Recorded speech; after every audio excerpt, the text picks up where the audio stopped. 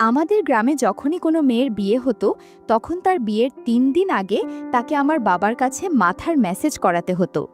যে মেয়ে মেসেজ করিয়ে নিত তার বৈবাহিক জীবন সুখের হতো। আমার বাবা মেয়েটির ঘর বন্ধ করে অন্ধকার ঘরে মেসেজ করত, যেখানে কেউই যেতে পারত না। একদিন আমি লুকিয়ে দেখলাম যে বাবা কিভাবে মেসেজ করে, এবং তা দেখেই আমার পায়ের তলার মাটি সরে গেল। আমি দেখলাম বাবা মেয়েটিকে মাটিতে ফেলে। আমার নাম রিমা।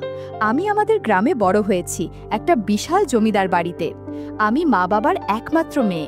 বাড়িতে আমার দাদুও থাকতেন। ছোটবেলায় ঠাকুরমা মারা যাওয়ার পর থেকেই উনি আমাদের সাথেই থাকেন। দাদু এমনিতে খুব ফিটফাট, শরীর স্বাস্থ্যের দারুণ যত্ন নেন। আর বাবার বয়সও বেশি না, কম বয়সেই বিয়ে করেছিলেন। আর আমি খুব তাড়াতাড়ি এসেছি পৃথিবীতে। আমাদের পরিবার ছিল খুবই ধনী। দাদুর অনেক ব্যবসা ছিল, শহরেও দোকানপাট ছিল অনেক, ফলে আমাদের কখনো টাকা পয়সার টানাটানি হয়নি। বিশাল বাড়ি আমাদের, এত বড় যে মনে হতো গোটা গ্রামটাই যেন সেই বাড়ির আঙিনায় আটকে যাবে। বাড়ির কাজের লোকজনও অনেক, তাই মা বা আমার কখনো ঘরের কোনো কাজ করতে হয়নি। আমাদের গ্রামটা ছোট হলেও একটা প্রথা ছিল, যেটা বাইরের কেউ জানতো না। আমাদের গ্রামে যখন কোনো মেয়ের বিয়ে হতো তখন বিয়ের ৩ দিন আগে মেয়েটিকে আমাদের বাড়িতে পাঠানো হতো। কারণ ছিল একটা বিশেষ রীতি। সবাই বিশ্বাস করত বিয়ের আগে মেয়েটি যদি আমার বাবার হাতে মেসেজ করিয়ে নেয় তবে তার বিবাহিত জীবন হবে সুখের, শান্তির। এই মেসেজ প্রক্রিয়া খুব গোপনীয় ছিল। মেয়েটিকে বাড়ির ভেতরে একটা নিরিবিলি ঘরে নিয়ে যাওয়া হতো, দরজা ভেজিয়ে। সেখানে বাবা নিজে তাকে মেসেজ দিতেন। বাইরে কেউ যেত না, ভেতরে কি হতো কেউ জানতো না। তবে ঘণ্টাখানেক পর যখন মেয়ে বেরিয়ে আসতো তার চোখে মুখে একরকম চুপচাপ ভাব থাকতো। আর কিছুক্ষণ পর বাবাকে যখন ঘর থেকে বেরোতে দেখতাম, ওনার গায়ে ঘামের ছাপ, মুখে যেন ক্লান্তির রেখা। তখন আমি বুঝতাম না কিছুই, ছোট ছিলাম তো। কিন্তু এখন বয়স হয়েছে, 16 পেরিয়ে গেছি। এখন বুঝি এই রীতিটা ঠিক কতটা অদ্ভুত। বাবার মধ্যে এমন কি আছে যা শুধুমাত্র তার ছোঁয়ায় কারো জীবন সুখের হয়ে যায়। এমন বিশ্বাস কিভাবে একটা গোটা গ্রামে গড়ে উঠল। একদিন আমি সব দেখেছি লুকিয়ে, আর যা দেখেছি তাতেই যেন ভেতরটা কেঁপে উঠেছিল। তারপর থেকেই এই বাড়ি, এই রীতি আর বাবাকে আমি এক অন্য চোখে দেখতে শিখেছি। আমি আমার বাবাকে খুবই বিশ্বাস করতাম। ছোট থেকে দেখেছি উনি পরিবারের জন্য কত কষ্ট করেন, কি যত্ন করেন আমাদের। কিন্তু একটা ব্যাপার আমার মন থেকে কিছুতেই মেনে নিতে পারতাম না। আমাদের গ্রামে সেই অদ্ভুত প্রথা, বিয়ের আগে মেয়েদের আমার বাবার হাতে মেসেজ করানোর বিষয়টা। ছোটবেলায় বুঝতাম না ঠিকঠাক, তখন মনে হতো হয়তো এটা কোনো দরকারি রীতি। কিন্তু বয়স বাড়ার সাথে সাথে যখন নিজে নিজেই অনেক কিছু বুঝতে শিখলাম, তখন একটা অস্বস্তি শুরু হলো ভেতরটা জুড়ে।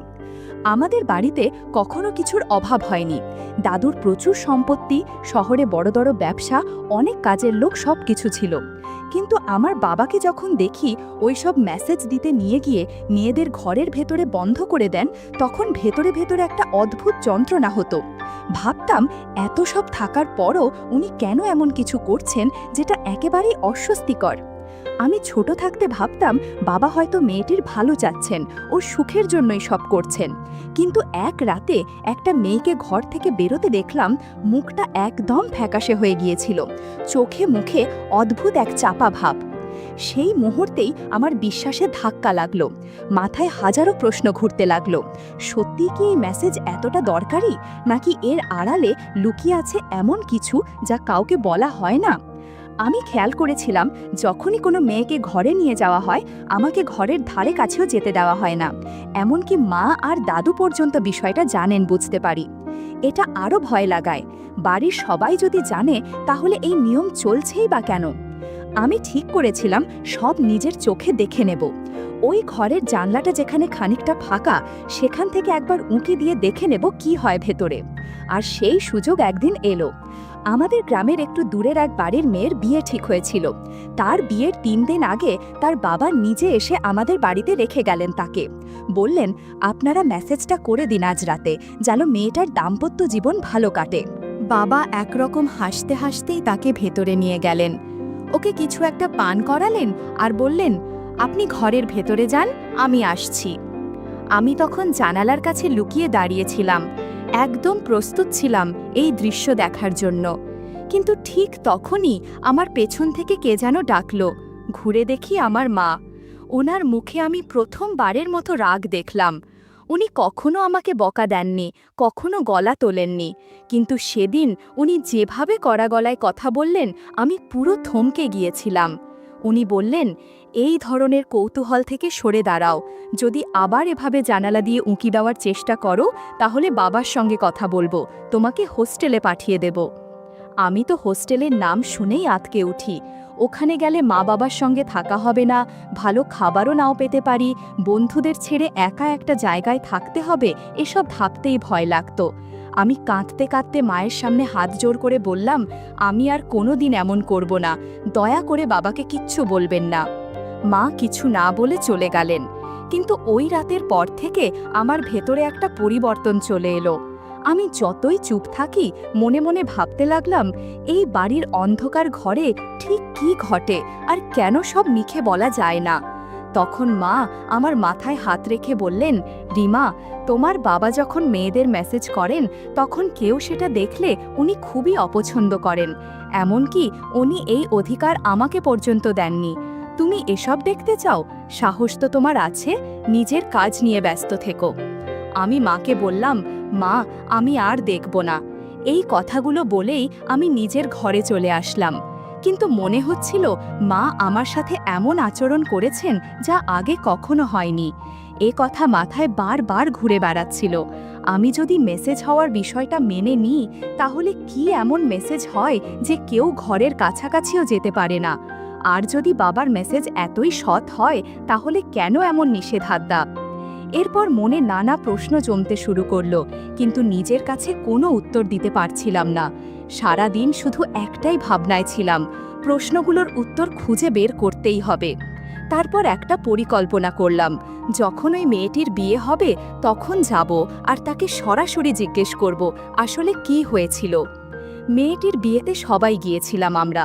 বিয়ের ভিড়ে আমি তাকে একলা পেয়ে বললাম, দিদি, বাবা আপনাকে এমন কি মেসেজ করলেন যার কারণে আপনার মুখ এতটাই বিষণ্ণ লাগছিল? ও মুচকি হেসে মুখ ফিরিয়ে নিল, আর কোনো কথা বলল না। আমি অনেকক্ষণ চেষ্টা করলাম তার সাথে কথা বলতে, কিন্তু সে মুখ খুলতে রাজি হয়নি। হতাশ হয়ে আমি ওর ঘর থেকে বেরিয়ে এলাম। আমি বুঝতে পারলাম না আমার প্রশ্নের উত্তর কিভাবে পাবো। আমার মনে সন্দেহ জাগলো, হয়তো বাবার মেসেজের পিছনে কিছু আছে যা মেয়েদের কষ্ট দেয়, আর তাই তারা ঘর থেকে বের হওয়ার সময় এতটা বিষণ্ণ থাকে। কিন্তু আমি কার কাছে জিজ্ঞেস করব? মাকে তো জানতাম সে আমাকে সেখান থেকে দূরে রাখার জন্য বলেছে, বাবার কাছেও কথা বলতে পারছি না। বয়স বাড়ার সাথে সাথে বাবার এই কাজ নিয়ে আমার বিরক্তি আর ঘৃণা বাড়তে লাগলো। মনে হচ্ছিল উনি মেয়েদের প্রতি স্নেহ দয়া পর্যন্ত করেন না। এসব কথা কেউ শুনলে বিশ্বাস করবে না যে যিনি আমার বাবা, আজ আমি ওনার থেকে দূরে সরে যাচ্ছি, কথা বলতেই চাই না। উনি যখন আমার কাছে কথা বলতে আসেন তখনই আমি কোনো না কোনো কারণ দেখিয়ে দূরে চলে যাই। গ্রামের মানুষ অন্ধ বিশ্বাসে বিশ্বাস করে, মনে করে বাবার হাতে কোনো জাদু আছে, মেসেজ করলেই মেয়েদের বৈবাহিক জীবন সুরক্ষিত হবে। আর এই ভয়ে মেয়েদের পরিবারের লোকেরা নিজেদের মেয়েদের আমার বাবার কাছে ছেড়ে দেয়। আর আমার বাবা সেই সুযোগ নিয়ে কি করে সেটা কেউ জানে না। আর মেয়েরা, ওরা তো কিছু বলতে পারে না। আমি এতটাই উদ্গ্রীব হয়ে উঠেছিলাম সবকিছু জানতে যে সিদ্ধান্ত নিয়েছিলাম আমাকে সত্যি সত্যি জানতে হবে ওই মেয়েদের সাথে আসলে কি ঘটে। ভাবলাম ওই ঘরের আশেপাশেই লুকিয়ে বসে সব দেখব, বুঝব আর গোপন কথা জানব। তখনই আমার মনে দৃঢ় সিদ্ধান্ত জন্ম নিল, আমি এই কাজটাই করব, সত্যিটা জানব। তবে সঙ্গে সঙ্গে ভয়েরও একটা ছায়া এসে ঢুকলো মনের মধ্যে। ভাবলাম যদি মা বাবা জানতে পারে ওরা রেগে আমাকে হোস্টেলে পাঠিয়ে দিতে পারে, তখন আমি কি করব? কিন্তু তারপরও ঠিক করলাম ওদের যা খুশি করুক, আমি সত্যিটা জানতে বাধ্য।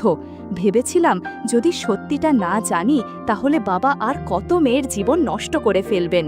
তাই যখনই গ্রামে কোনো মেয়ের বিয়ে হবে আর সে মেসেজের জন্য আমাদের বাড়িতে আসবে, আমি আগে থেকে সেই ঘরে গিয়ে লুকিয়ে থাকব। যা কিছু ঘটবে নিজের চোখে দেখব, তারপর বাবার সেই নোংরা দিকটা সবাইকে জানাবো। হঠাৎ মায়ের কথা মনে পড়ল। মা বাবাকে এত বিশ্বাস করে মেসেজের সময় যেন কোনো বিঘ্ন না হয়, সেজন্য মা আমাকে বকাঝকা করেছেন। মা এমনই সতর্ক থাকেন যাতে ওই ঘরের আশেপাশেও কেউ না যায়। কিন্তু মা জানেন না বাবা মেসেজের নামে আসলে কি করছেন, আর মা সেটা জানলে হয়তো নিজের ওপরেই অপরাধ মনে করবেন।